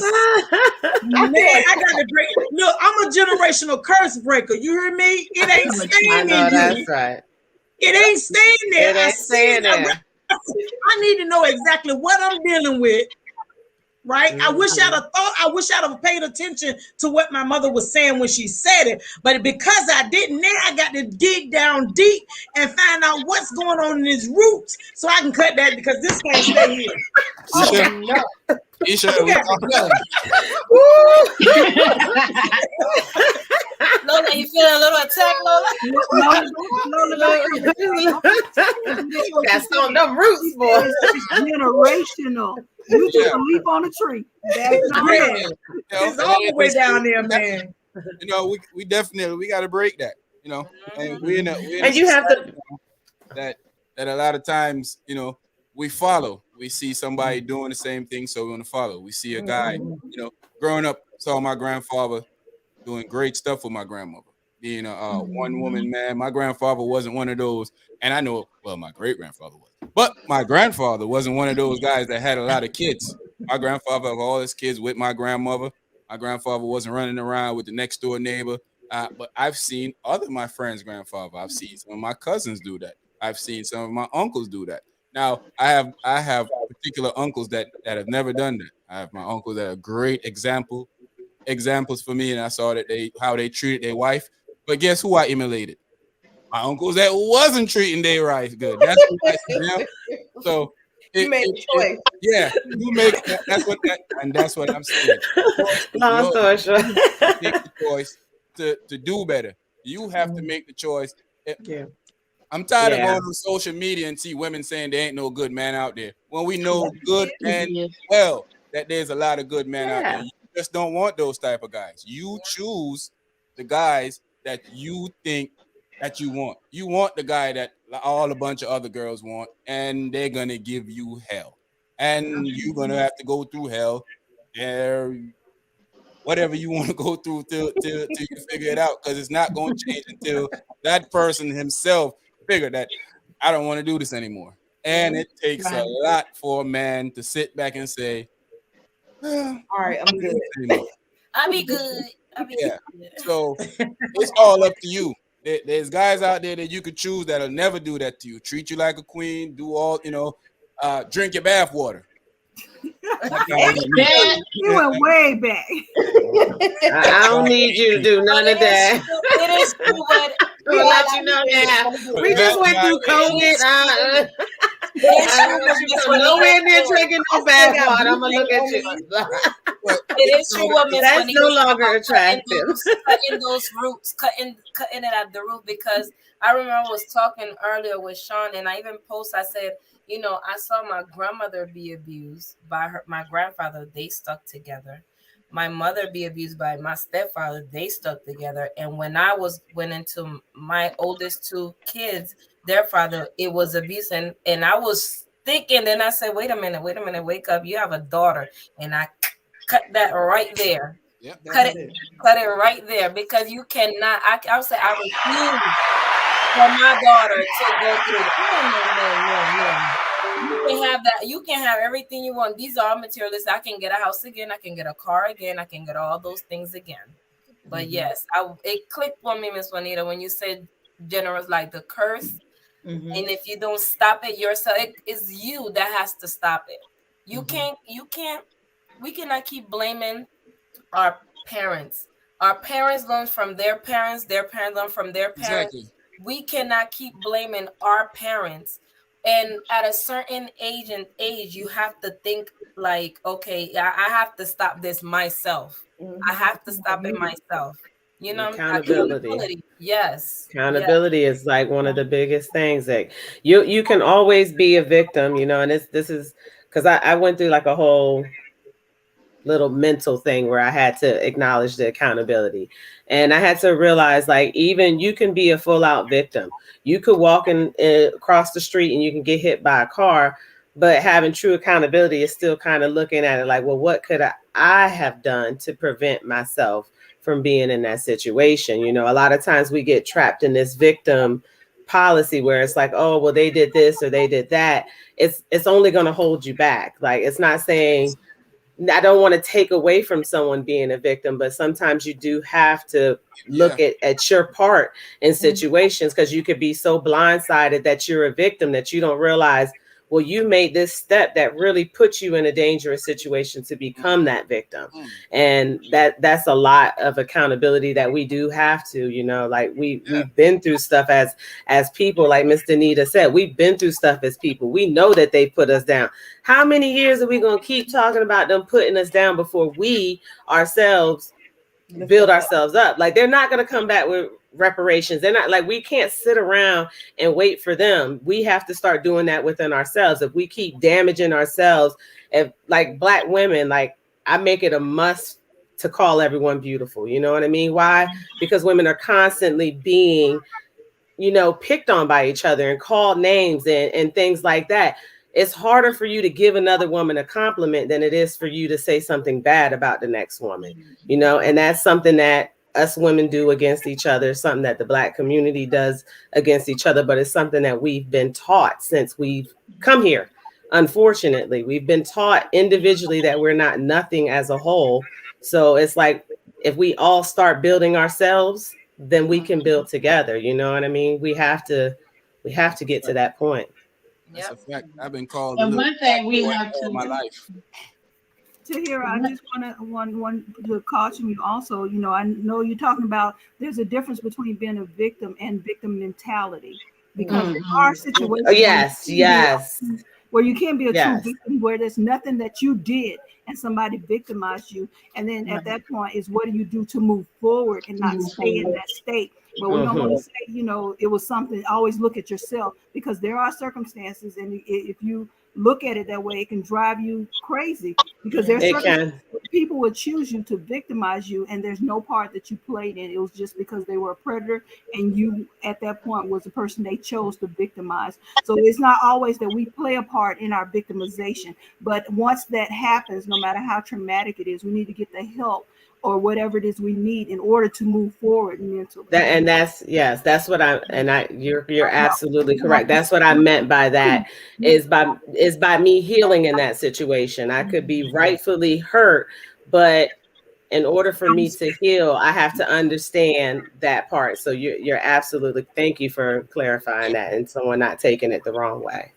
One thing we have to remember is king and queens and all of the kings and queens that are out there that are listening, that we have to know our worth. And if we don't know our worth, we have to learn our worth and know that we are worth more than what people say about us.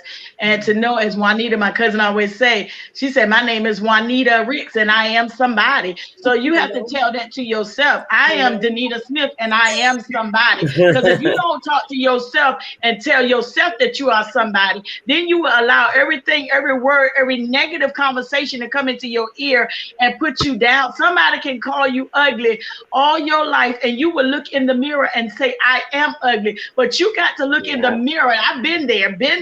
I had to look in the mirror and say, you are beautiful. You are wonderfully made. God created me to be beautiful. I am an original. There is nobody like me. So you look in the mirror, king and queen, and say, I am somebody. I know my worth. I am a queen and I am a king, no matter what. Yes, know your worth. Affirmation. I love it. Sean, go get your Bible, Sean. You get your Bible. You brought the preachers in too, see?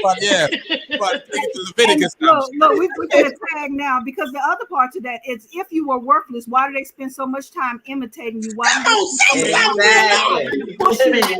Why do they spend so much time for you if you were worthless? Say it now for the people in the back. Say it now for the people in the back, girl.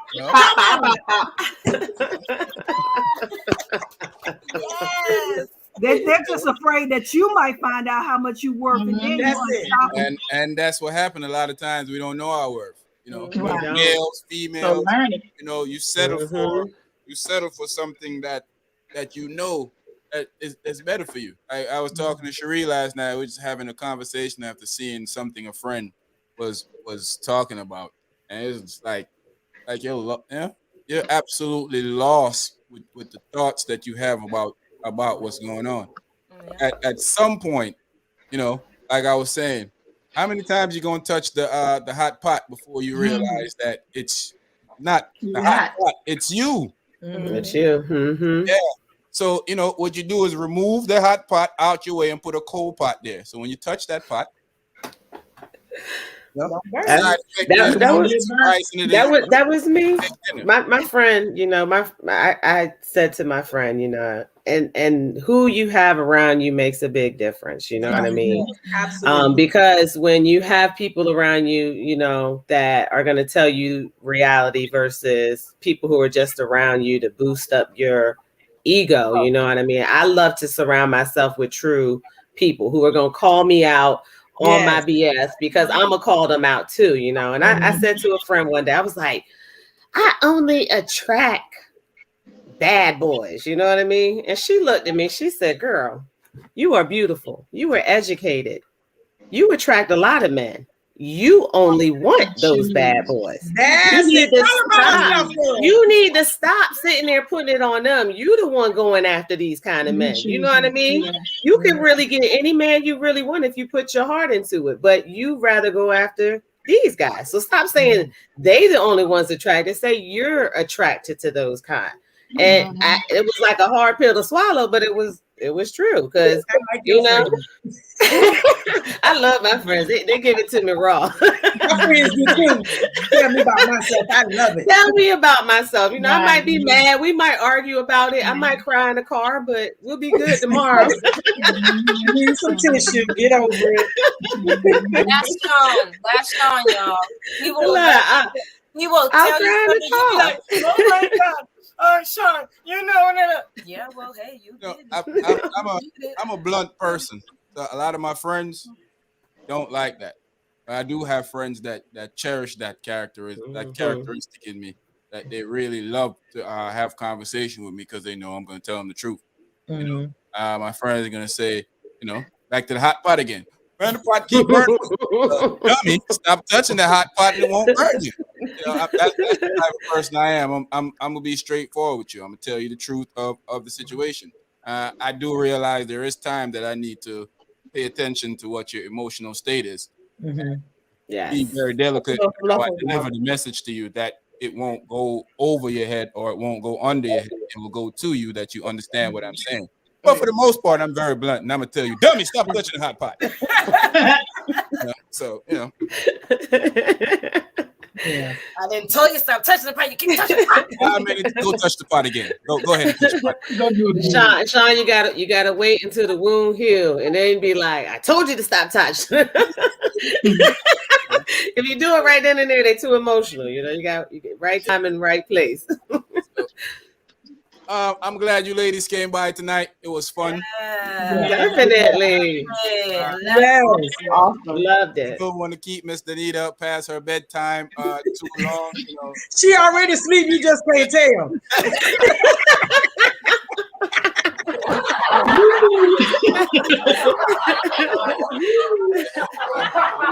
The glasses make my eyes look like they're open.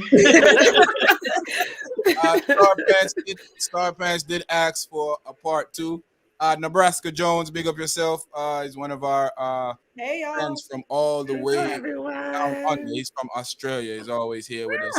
Hi, Nebraska. Thank you all for joining. We're gonna do a part 2. So you need get some more questions together, and how to reach out to Miss Ricks and the crew is her contact information is right here. Yeah. So you can contact Miss Ricks if you forget this information and one day you suddenly say, man, I need to get in touch with her. You can always reach out to us. You always see Lola B in the comments section. Reach out to our email address. We'll get you in touch with Miss Ricks so you can get all this information. Star Pants, they go to information again that you can call Miss Ricks or send her an email so you can get your conversation with Miss Ricks started. Yeah. We already have Star Pants, Cherie, and a couple others that texted me telling me that they're going to reach out to you.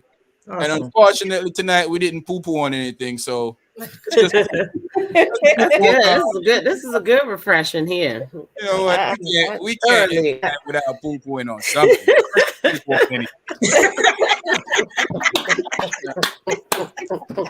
Shout out to Short Man, the poo-poo inventor. We miss you, short man. Miss you. You know, do good in your class, because if you fail, I'm gonna make fun of you. You know I will. We'll be back here Thursday night again with more. We're not gonna be righteous at all. This was too much. We're gonna be ratchet. We'll have carnival updates and everything. Y'all gonna have to see us on Tuesday. We only allowed to come on Tuesdays. We can't come on Thursday. We're gonna be extra ratchet this Thursday. Extra ratchet, just to make up. Too much. Well, it was really fun. I really enjoyed it. You know, it was really a joyous time. And listen, I thank Robin and Nita for coming in with me. And Sean, thank you for having us. It was a pleasure. I'm gonna listen to y'all on Thursdays, but I'm gonna hang up when y'all start really acting up. So, okay. I be like, I'm mama, why am I up here? Yeah, you start a little light, and you know, after about 5 minutes, yeah, my husband said, "Why you watching them? Hang up, hang up." We start getting a little. I think it's all good conversations to have. You know, I think that at the end of the day, two things can be right at the same time. We can have great conversation about what's needed to be done in our community and what we need to do to make our community better. And at the same time, we can bring light to all the nonsense that we feel like is in our community. Maybe make some fun of it, laugh at it, and most of the time, what we do on Thursday night is argue about it. Yeah. But at the end of the day, that's the job, to entertain the folks out here at night. And I want to thank you, ladies, again for showing up tonight and sticking out the whole night with us. Wonderful. Thank you.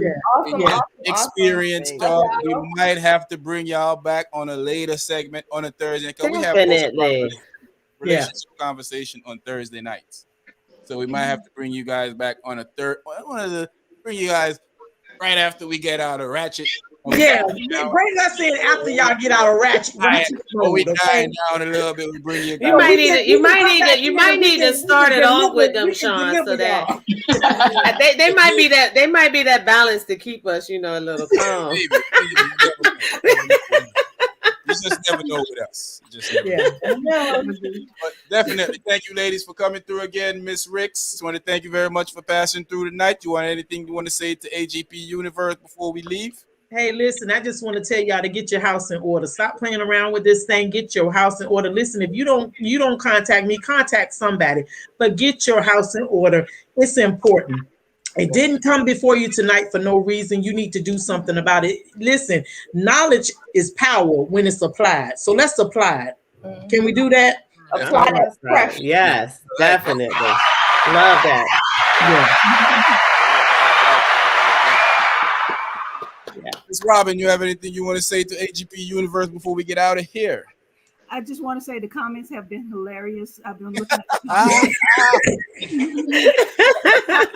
I have thoroughly enjoyed it. Now we're encroaching on my bedtime now. So that's right. Time to go.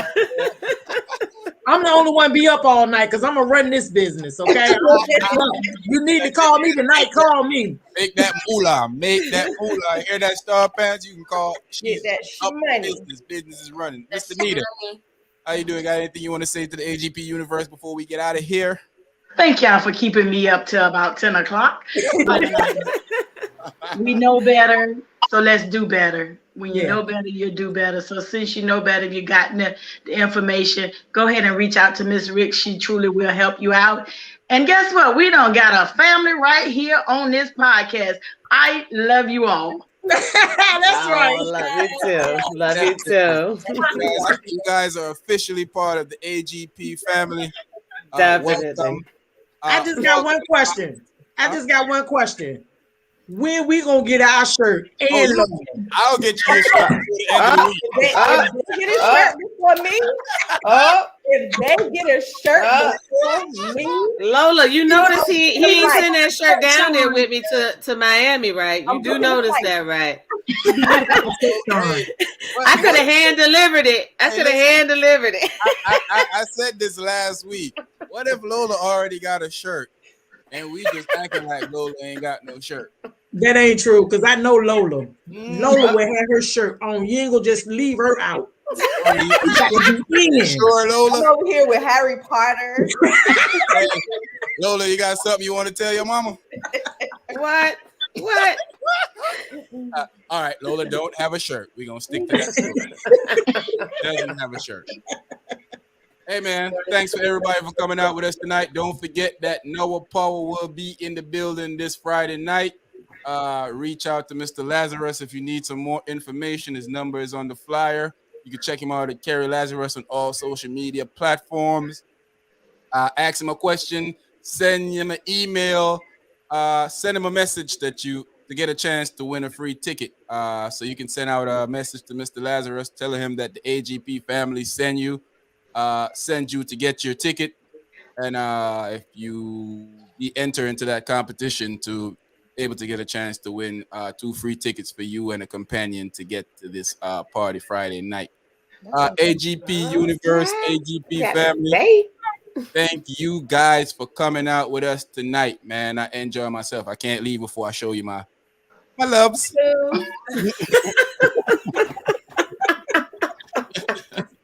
Don't forget about being a member. You can sign up to be a member. Don't forget about our last Thursday podcast. Who was the prize in the relationship, the male or the female? You can check that one out. That was real deep, got real intense. We had fun talking about that one. And AGP World, man. Love you guys, man. Thank you. Check out the universe. A quick snippet of the up and coming AGP universe before we get out of here.